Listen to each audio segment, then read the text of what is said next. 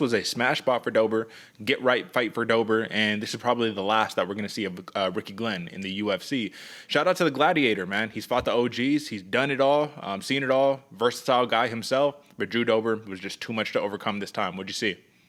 The power, Derek, the power of Drew Dober. And again, another fighter who we've seen at times be a little reckless, be a little wild in there, be willing to, stand toe to toe in the phone booth. But Drew Dober at this point looked a little more calculated, looked a little more not thoughtful necessarily, but game plan oriented in there, but still hit with bricks in his hand. And I think that's what really kind of gave pause for Ricky Glenn in there. It took a couple to the body, and he goes, "Oh shit! Like, man, this guy's throwing him."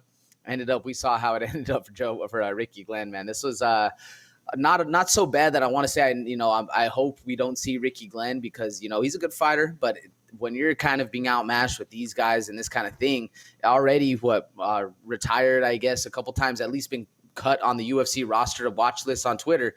Who knows if he has or hasn't, and it's just a rough one to see that level of growth from Drew Dober come when the rest of the, when his fighter against him, Ricky Glenn, just hasn't really been able to maintain that same steady level of growth. You know what I'm saying, Derek?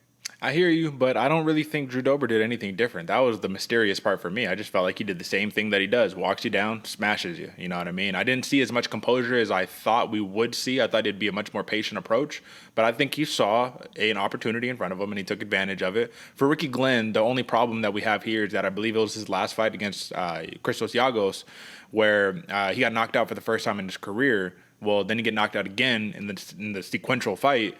This is kind of, I mean, I'm not going to say this is an apt comparison, but Tony Ferguson-esque, right? Where it's like you're doing it, and then you're just not, right? BJ Penn, then you're just not. And I don't want to, put them all in the same kind of category, but the point is, smash spot for Drew Dober. Don't really have much else to say on this one. I did feel like it was a gimme, so easy for the gamblers, for the wagerers of the world. But in terms of what this does for his stock, it was an exciting fight. I just don't see how this does anything for Drew Dober. Do you agree? Yeah, I would agree with you, Derek, 100%. Not really a lot of fun, not really much give back for Drew Dober coming this way.